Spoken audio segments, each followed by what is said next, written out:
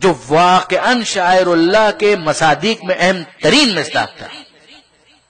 باہر سے معذرت برادران عزیز، آپ سوچئے غار حرا بہت اہم جگہ ہے، مگر غار حرا میں پہلی وحی نازل ہوئی ہے.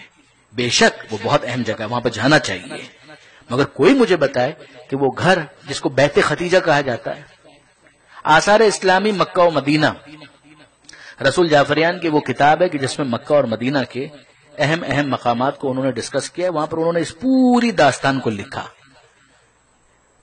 بقی مسمار کر دیا گیا، مدینہ منورہ میں جناب حمزہ کا روضہ مسمار کر دیا گیا، پھر اس کے بعد مکہ میں جنت المالا مسمار کر دیا گیا، جہاں پر جناب خدیجہ کا روضہ تھا، جناب ابو طالب کا روضہ تھا، مسمار کر دیا گیا. پیغمبر اکرم کے فرزند قاسم، ان کا روضہ تھا، مسمار کر دیا گیا. سب کا سب ڈیمولش کر دیا گیا.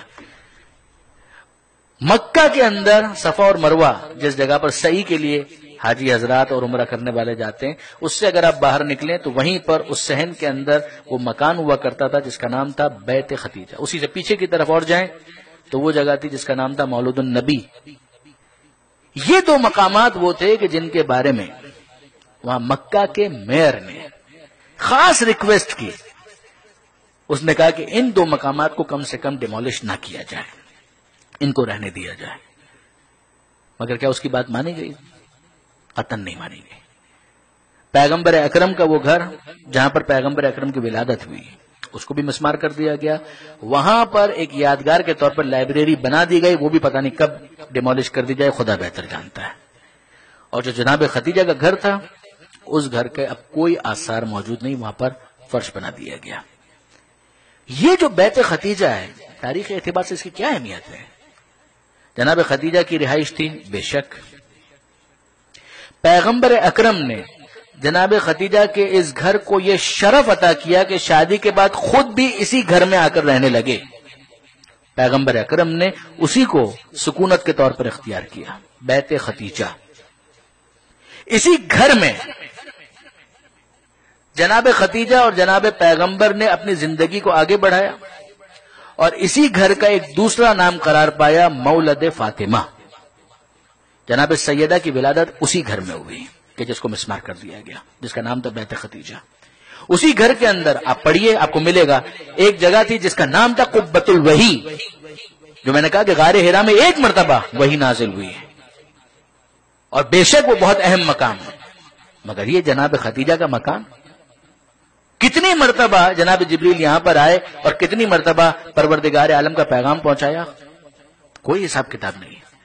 آپ سنیے، یا ایھا المدثر قم فانذر وربک فکبر وثیابک فطہر. کیا بیک گراؤنڈ ہے؟ جب پیغمبر اکرم غار حرا سے آئے ہیں تو کس گھر میں آئے؟ جناب خدیجہ کے گھر میں آئے، اور وہیں پر انہوں نے کہا کہ اے خدیجہ مجھے ایک چادر اڑا دو، ایک کمبل اڑا دو. جناب خدیجہ نے اڑا دیا، اور پھر اس کے بعد پروردگار عالم نے اس وحی کو نازل کیا جو یا ایھا المدثر کے ذریعے سے، اے کمبل کے اوڑھنے والے، اے چادر کے اوڑھنے والے، قم فانذر، کھڑے ہو جائیے، اب تو کام کا وقت آ چکا ہے حبیب. وربک فکبر وثیابک فطہر. کتنی مرتبہ وحی نازل ہوئی. پھر اس کے بعد اسی گھر کو یہ شرف حاصل ہوا کہ پیغمبر اکرم نے جناب خدیجہ کی وفات کے بعد بھی اسی گھر کو اپنی سکونت کے لیے برقرار رکھا. شب ہجرت جب پیغمبر اکرم مکہ سے روانہ ہو رہے ہیں، آپ نے اکثر یہ واقعہ سنا ہے کہ پیغمبر اکرم نے اپنے بستر پر جناب امیر کو سلایا. وہ مکان کون سا تھا؟ وہ یہی جناب خدیجہ کا مکان تھا، بیت ختیجہ.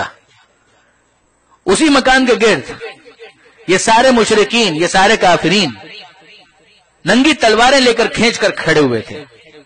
یہیں پر امیر المومنین نے رات گزاری، اور پیغمبر اکرم ان سب کے سامنے سے گزر گئے. امیر المومنین نے اپنے آپ کو فدیہ بنایا پیغمبر اکرم کا.